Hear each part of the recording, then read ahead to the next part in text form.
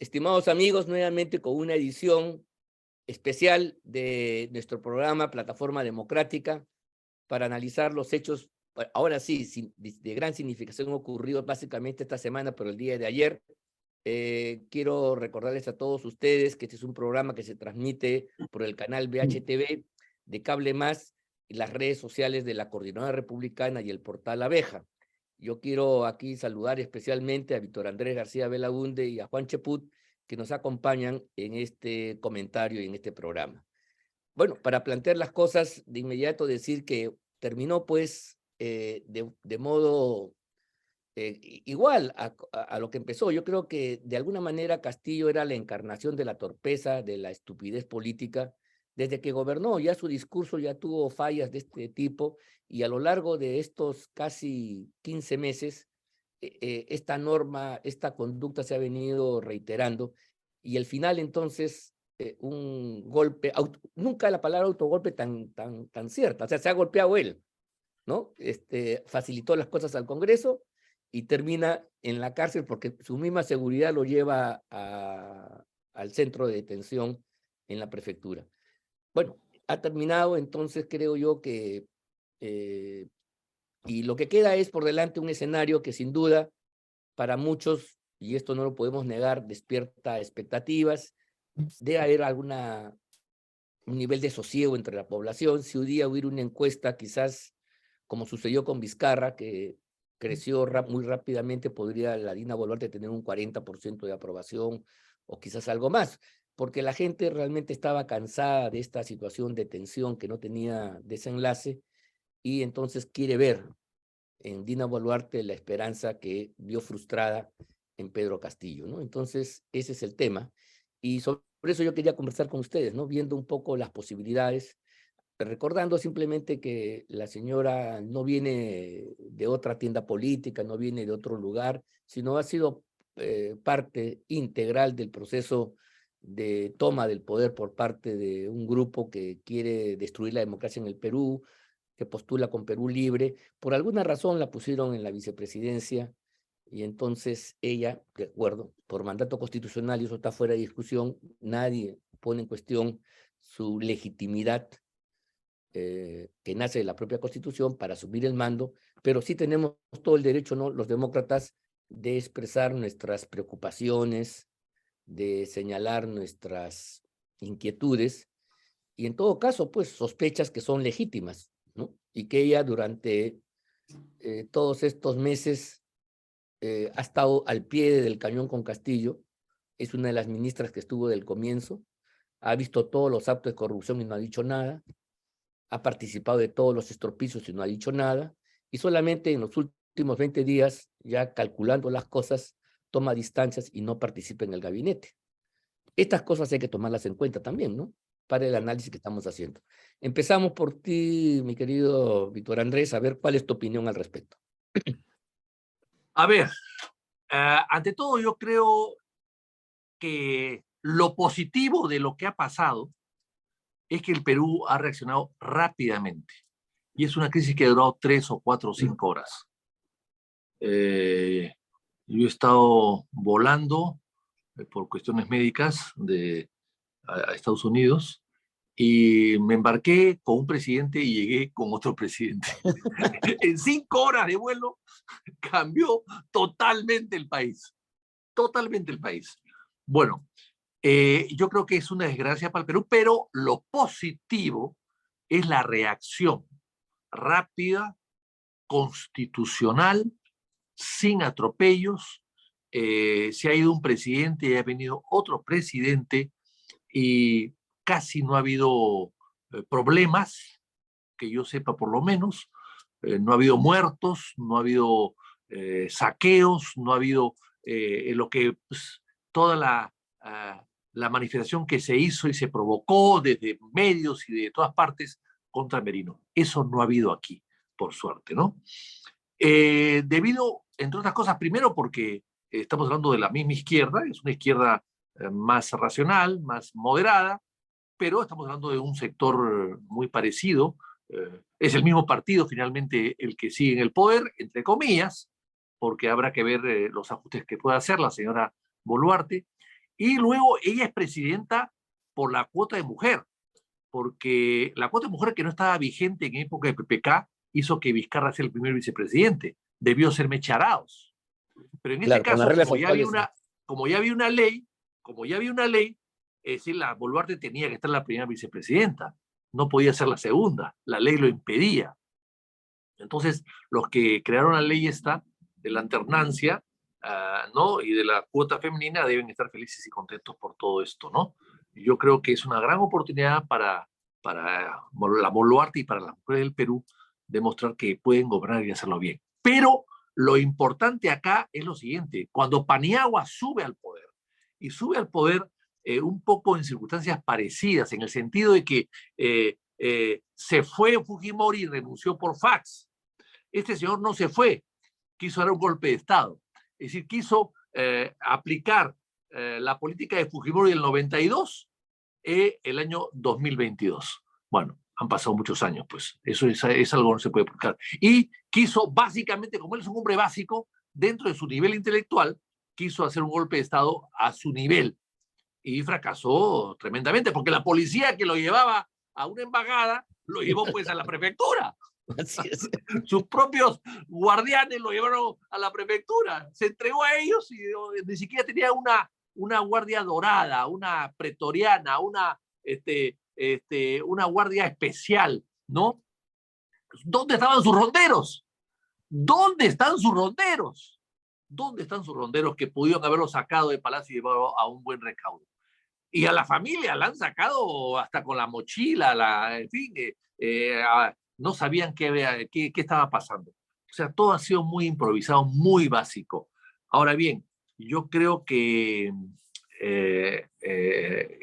aquí la crisis la han creado dos poderes del Estado: el poder ejecutivo y el poder legislativo. El poder ejecutivo ya se fue por el harakiri que se hizo el propio Castillo, donde además ofreció menos de 24 horas antes, 12 horas antes ofreció respetar la Constitución y no la respetó. O sea, eso es parte del reflejo de la pobreza intelectual y de valores que tenía y que tiene el señor Castillo. Pero ya el Ejecutivo cambió, se fue.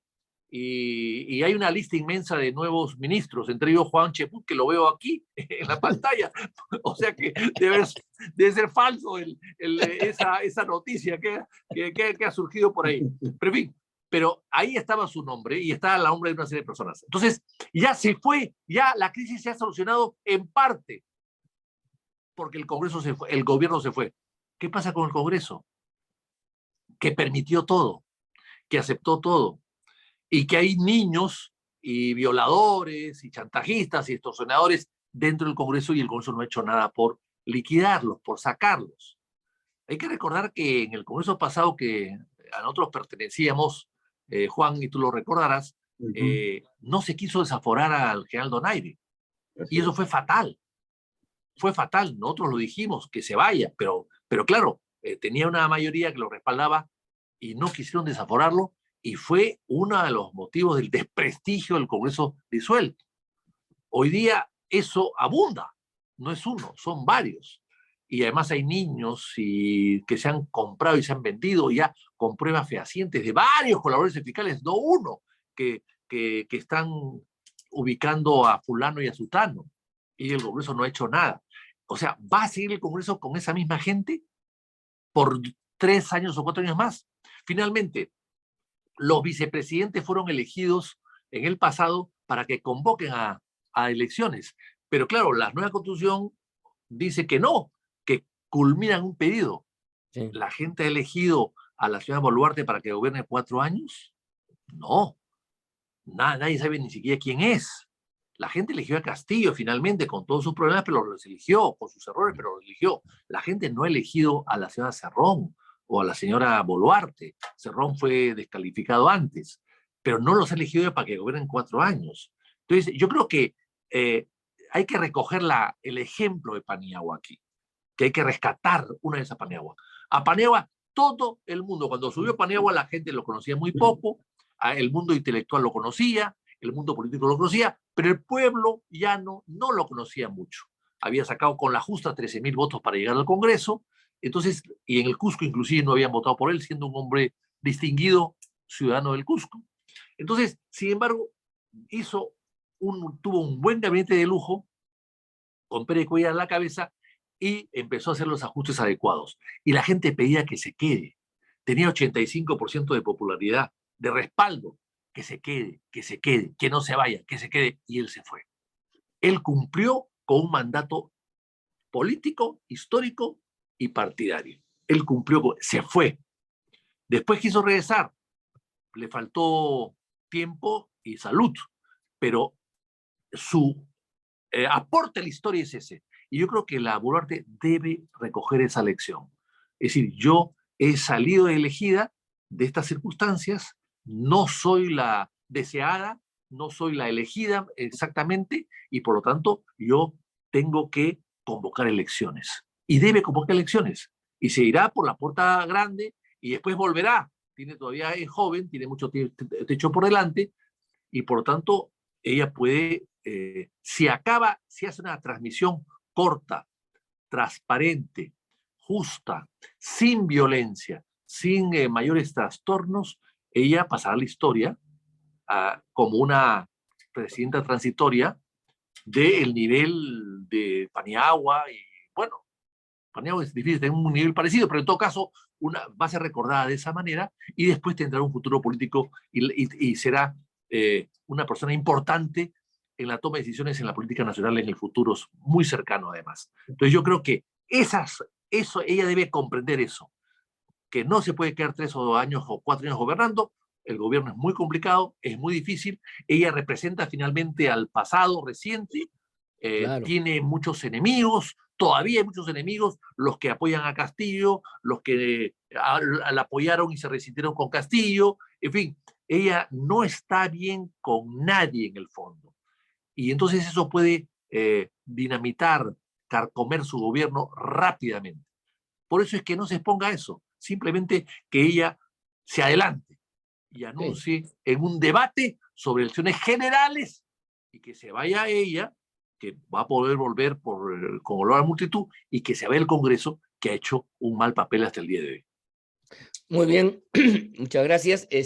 Comparto contigo el análisis, pero ella no te hizo caso porque el día de ayer, si tú recuerdas la juramentación, ella juró como presidente de la República de modo insólito hasta el 28 de julio del año 2026. O sea, mira tú cuál es el propósito de la señora a contramarcha de lo Pero, que debería pero ser. puede, No, Ángel, pero yo sé, puede cambiar. puede Puede cambiar, cambiar, no, porque pero también digamos, dijo que ella renunciaba si el presidente se ha vacado, y no ha sí, sí, renunciado, sí, o sea que claro. puede cambiar, puede No es la cambiar. primera vez que dice cosas distintas. Así Mi es. estimado Juan, adelante tú, con lo mismo. Bueno, para mí, yo tengo sentimientos encontrados en relación a lo sucedido ayer. He visto euforia en la gente, he visto alegría, como bien han señalado ustedes dos, pero la verdad es que yo creo de que este es simplemente la segunda etapa del mismo gobierno de Pedro Castillo, con otra persona, en ese caso con Dina Boluarte. Hasta hace 4 días, Dina Boluarte era una gran avaladora de lo que hacía Pedro Castillo. Hasta hace una semana permaneció en el gabinete. Ella, inclusive, fue protagonista de un titular del diario El Comercio, en el cual se señalaba que era la cajera de Vladimir Cerrón, y que en sus cuentas de ahorro del Banco de Crédito se depositaban el monto de las coimas, de los trámites de brevetes y los cupos que tenían que pagar los pobres trabajadores de la región Junín. Y ella obviamente no se daba cuenta de nada, ¿no? Pobrecita. Y luego fue la que manejó todos los fondos de campaña de Vladimir Cerrón. Por lo tanto, si a eso le agregamos las denuncias por lavado de activos, la denuncia constitucional que se archivó malamente en el Parlamento, es una persona que llega con serios cuestionamientos, y este Congreso se ha negado a darle una solución definitiva a la crisis política desde el momento que coloca a la señora Dina Boluarte, en lugar de asumir Williams la responsabilidad de conducir un periodo de transición para convocar a nuevas elecciones. Ese es el gran error del Congreso. Tampoco debemos olvidar que el día de ayer en la mañana, el propio Málaga que es el congresista, uno de los que impulsó esta moción de censura, decía que no tenían los votos en RPP. Y aún más, si Castillo no hubiera dado el mensaje a la nación, en este momento seguiría siendo presidente del país, con este Congreso, ¿no? Y de repente ya todo el mundo estaría hablando del diálogo que promueve la OEA y cosas por decirlo, con este Congreso. Entonces, el accidente que hubo ayer, cuando este señor lanza su autogolpe, como lo señala Vitocho, básico, inconsulto, torpe, hizo que se nuclearan las fuerzas en el Parlamento, pero no con un propósito de defensa de la democracia, sino para defender su curul. Eso hay que tenerlo claro. Se juntan perro, pericote y gato, que hasta hace unos minutos no querían vacar a Pedro Castillo, se juntan para defender su curul. Cambia el sentido del voto en 10 minutos que duró el mensaje. Ah, ¿te quieres meter conmigo? Ahora te vaco. ¿Pero para qué? Para permanecer en sus puestos. Entonces, este Congreso no va a poder acompañar a Dina Boluarte en su mentada lucha contra la corrupción, por varias razones. Ustedes imaginan a los niños, o a los topos, o a los ñoños, o a los ñaños, con Juan Silva al frente, exigiéndole que dé datos respecto a las coimas que le daba a los congresistas. ¿Qué va a decir Juan Silva? ¿Tú me lo preguntas a mí? ¿Tú que ibas a mi oficina? ¿Tú que me pedías obras? ¿Tú que me pedías plata? ¿No? Ese es el Congreso que tenemos, pues. Un Congreso en el cual, según Sara Goray y según el señor Marrufo, hace 4 días salió un audio donde decían que habían destinado 9 millones de soles para coimas al presidente y 4 millones de soles para 50 parlamentarios. ¿Somos de memoria tan frágil? ¿Y para qué se destinó esa memoria a los parlamentarios? Ese monto de dinero a los parlamentarios para comprar votos. O sea, ha habido parlamentarios que han recibido 80.000 soles, otros 8.000, o sea, es gente que ha recibido dinero por su voto. En esas circunstancias es absolutamente inviable este Parlamento. Y lo peor es que no se dan cuenta y celebran. Este Congreso no es viable. El Congreso del año 2000 que ha mencionado Víctor Andrés con Valentín Paniagua tuvo la decencia que cuando se descubrió a Beto Curi y a un par más, decidió autodisolverse.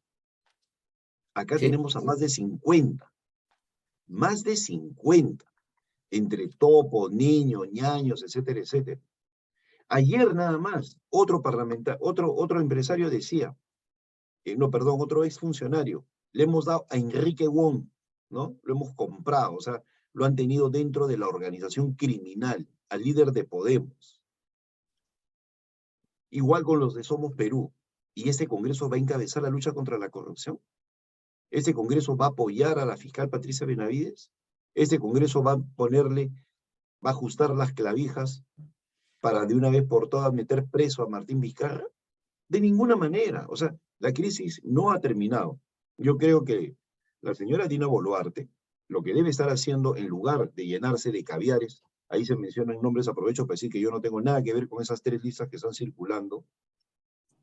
Ella dice que va a luchar contra la corrupción y veo en la lista a asesores de Susana Villarán que están siendo en estos momentos investigados por Odebrecht, ¿no? Veo ahí una serie de caviares cuestionados. ¿Ese es un gobierno de ancha base? ¿El retorno al humanismo, el retorno al vizcarrismo?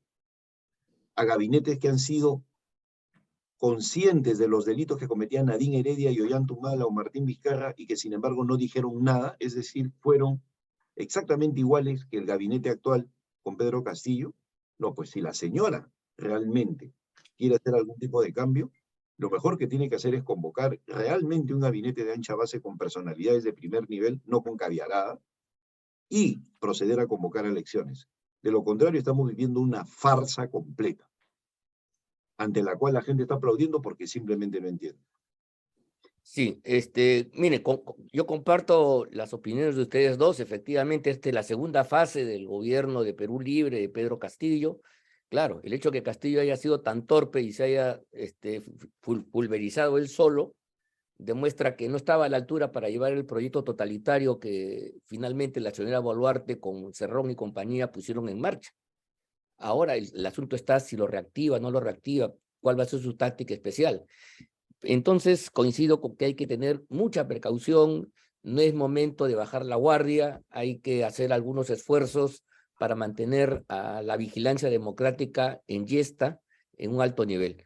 Pero yo quería, a ver, haciendo un poco de especulación, porque estamos indudablemente en ese terreno hacia futuro, sobre la base de lo que se ha dicho, ¿no? Lo que yo creo que es lo fundamental. Pero vamos a ver qué cosa habría que exigirle a la señora Boluarte para que las cosas cambien. Por ejemplo, ¿cómo permitir, si ella ha estado negociando días atrás con los sectores oficialistas, por ejemplo, para reforzar su cuota en el Ministerio de Educación y poder controlar al SUTEP o dominar al Magisterio Nacional?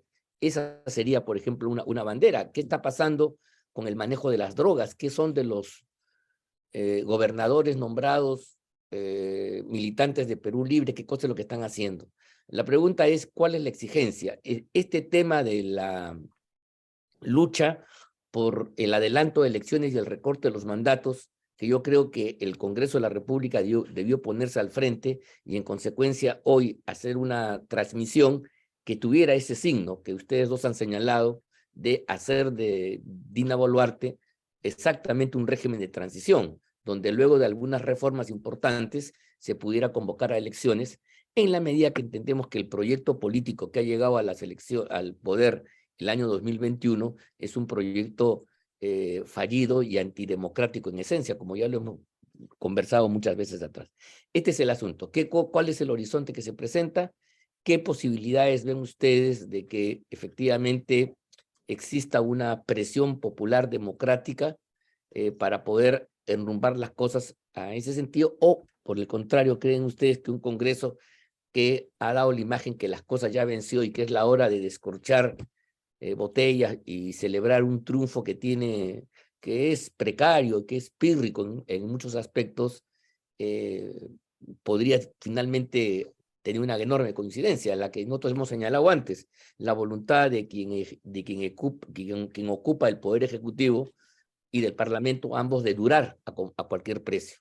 Por lo menos la señora Boluarte estaría dispuesta luego de su juramentación, y habría que ver si el Parlamento Nacional también está en la misma actitud de durar hasta el año 2026, así el país se destroce en el medio y así se implementen medidas que el proyecto totalitario con Castillo al frente no se pudo mostrar, no se pudo desarrollar. Víctor Andrés, sobre estas interrogantes. A ver, yo creo que sí, lo que ha dicho Juan tiene razón en algo, en el sentido de que el Congreso de Fujimori el año 2000 se autodisolvió. Sí, claro. Pero hay que recordar que, a ver si no estoy mal de fechas, cuando sube Paniagua ya había tomado la decisión de autodisolverse porque se había convocado elecciones, ¿no es cierto? Sí. Se reformó la Constitución. Así es. Entonces, era un Congreso de mayoría fujimorista y por tanto le hacían caso a Fujimori, que finalmente era su jefe. Iba a dejar de ser presidente, pero tenía todavía poder, manejaba información sobre algunos congresistas de su bancada, sobre sus inclinaciones hacia el billete, etc. Entonces yo creo que... Y tenía un vicepresidente. Y tenía un vicepresidente que renunció, ambos renunciaron, uno renunció primero y después renunció el otro. Inclusive Márquez renunció ya cuando prácticamente Paniagua era presidente o iba a ser presidente. Entonces yo creo que acá va a ser difícil que el Congreso se autodisuelva. Ellos han sido elegidos por 5 años y veo difícil que puedan, pero tiene que haber una presión y la presión pública tiene que ser muy importante y la decisión que tome el gobierno y la señora Boluarte también, porque claro, ella no tiene el liderazgo que tenía Fujimori sobre su gente el año 2000, es cierto, pero el hecho de ser presidenta ya le da un liderazgo, una aureola, ¿no? De autoridad, y ella puede plantear perfectamente bien un adelanto de elecciones, mandar un proyecto de ley en debate, mandar al Congreso y que el Congreso empiece a resolverlo. Pues, si ella cree que va a gobernar 3 años y medio, 4 años sin que pase nada en el Perú, está equivocada. Y si los que la han apoyado hoy, que la apoyan porque es lógico, hemos salido del mal mayor y ella es el mal menor, pero los que la van a apoyar a partir de ahora o piden una tregua y dicen, bueno, vamos a colaborar con ella, se van a engañar también porque puede resultar un Vizcarra. Hay que recordar que todos apoyamos a Vizcarra en su momento, con reservas, algunos, yo tuve muchas reservas, pero finalmente había que dejarlo gobernar y él lo que hizo fue empezar rápidamente a atacar al Congreso para darle popularidad. Entonces, esta señora está manejada por el vizcarrismo. La misma gente que apoyó a Vizcarra está rodeándola, según dicen, según parece. Simplemente yo cuento lo que escucho. No sé si sea verdad, pero si lo es, esa misma gente está rodeando rodeada de vizcarristas que van a decirle, oiga, lo popular es atacar al Congreso. Claro, Lo con popular es 10% de aceptación, por supuesto. Entonces, eso es lo popular. Y cuidado que ella sí es más inteligente que Castillo, no es tan básica como Castillo, y está rodeado de la cúpula caviar, que es más inteligente que la cúpula que rodeaba evidentemente a Castillo. Entonces, yo creo que hay que ofrecerle apoyo bajo ciertas condiciones. Y las condiciones son elecciones adelantadas. La gente lo pide. El 85% del país pide elecciones adelantadas, porque además la crisis no se soluciona cambiando a Castillo por Boluarte. La crisis se soluciona con nuevas elecciones. Y eso tiene que comprenderlo la señora Boluarte. Bueno, ese es un tema central, pues, efectivamente, tienes toda la razón, Víctor Andrés. ¿Cómo hacer para lograr una coyuntura donde eso se pueda hacer realidad? Porque por lo menos por la juramentación de la señora, y ella se siente espléndida, está pues llena de vitalidad, declara a todo el mundo. Ella tiene la pretensión no oculta de quedarse hasta el año 2026, y muchos parlamentarios, incluso amigos nuestros, también están en la misma tesitura. ¿Cómo hacer para provocar este giro? Ángel, Llegue yo una no breve conozco, renovación. Ángel, no conozco a ningún parlamentario con los cuales he hablado en los últimos meses que quiera irse antes de los 5 años. No Peor. conozco. Juan, a ver, ¿qué dices tú? Bueno, ya resumió muy bien Vitocho lo que sucede en verdad. Acá hay un factor importantísimo que es el Parlamento, que no quieren irse antes del año 2026 y que son por eso los que señalaba, cambiaron de giro en la votación contra Pedro Castillo. De no votar por la vacancia a votar por la vacancia cuando su curul estuvo en peligro. Eso es algo que no podemos sacar del horizonte. Y por otro lado, se presume que este Congreso es el que haría las reformas que se necesitan, distrito electoral único, bicameralidad, reelección para solucionar la crisis. México tiene distritos uninominales. México tiene sistema bicameral. México tiene reelección. Y México es uno de los sistemas políticos más corruptos del mundo. Ya basta de decir que necesitamos una reforma política para que se acabe con la corrupción. Son dos cosas distintas. Distintas. Absolutamente. Estamos viviendo en sistemas complejos. Entonces, poner eso como requisito para proceder a un cambio electoral es simplemente una falacia de muy mal gusto. Ya ni siquiera podemos caracterizar esa falacia, simplemente es de muy mal gusto. Entonces, acá Dina Boluarte tiene que entender que es insostenible su presencia hasta el 2026. No tiene bancada. Su enemigo es Vladimir Cerrón. El Congreso está repleto de corruptos. Es gente sin trayectoria, gente de muy bajo nivel, que lo único que está buscando es permanecer a como dé lugar hasta el 2026. Claro que hay excepciones, ¿no? No, como en todas partes, gente buena, gente correcta, pero en su inmensa mayoría es gente que avaló a Pedro Castillo, que lo visitó y que simplemente habían pactado con Castillo para obtener beneficios económicos. En esas circunstancias no pueden continuar hasta el 2026. Por lo tanto, la señora Boluarte tiene que evaluar ya y sentir ese llamado de la población al adelanto de elecciones. Ya no hay tiempo para el 2023, de acuerdo, pero el 2024 sí, inclusive puede haber modificaciones constitucionales para que el periodo presidencial empiece, pues, el 1 de noviembre, el 1 de diciembre del otro año. No tiene que ser el 28 de julio. Eso se resuelve con disposiciones transitorias en la Constitución. Entonces, si la señora Dina Boluarte, que provocadoramente juró hasta el 2026, no se da cuenta que la única solución a esta crisis para poder reformar cosas verdaderamente importantes como la justicia y el sistema democrático en lo que se refiere a la parte política, pues no hay otra solución que convocar elecciones. Si no hace eso, vamos a entrar rápidamente en un clima de ingobernabilidad. El Movadef ya se levantó en 2 ciudades del sur. El partido magisterial se declara opositor. Y luego, y esto yo se lo he escuchado a Vitocho, solo que ahora se le ha olvidado, o no lo ha traído al recuerdo. No hay gobernante en este siglo que dure sin mayoría parlamentaria. Todos han entrado en crisis de gobernabilidad, los que no tienen mayoría parlamentaria. Y la señora Dina Boluarte ni siquiera tiene bancada, ¿no? Entonces, en esas circunstancias es inviable completamente la situación política en el país. Y no es para estar en un nivel eufórico, ¿no? Que todo cambió, aleluya, feliz Navidad. No, no es así. Acá se tiene que pensar seriamente en la mejor fecha para el adelanto de elecciones. Sobre eso quiero hacer una pregunta muy breve para terminar el programa. Dentro de las filas democráticas, tú has escuchado, tú también, Vitocho, que hay gente que dice que eso de convocar elecciones puede traer un mal mayor, puede ser peligroso.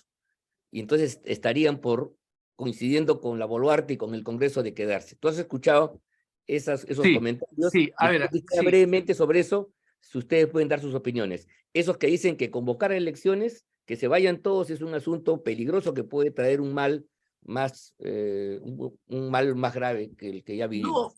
No, esos son especulaciones nada más, ¿no? El Perú no es un país de radicalismo, ¿no? Hay radicales, por supuesto que sí. ¿Cuántos son los radicales en el Perú? ¿5%, 10%, 15%, 20%? No, pues, no. Si es 20 es una exageración. Lo más probable es que sea 10%, 5, 10%. Esos no deciden una votación, pero sí asustan para que no haya votación. Eso sí me preocupa. Juan, sobre lo mismo.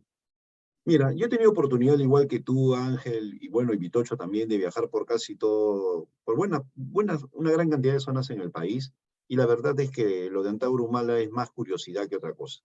Y además, mira, como ingeniero y matemático, sé perfectamente que el statu quo siempre es superado por la posibilidad de cambio.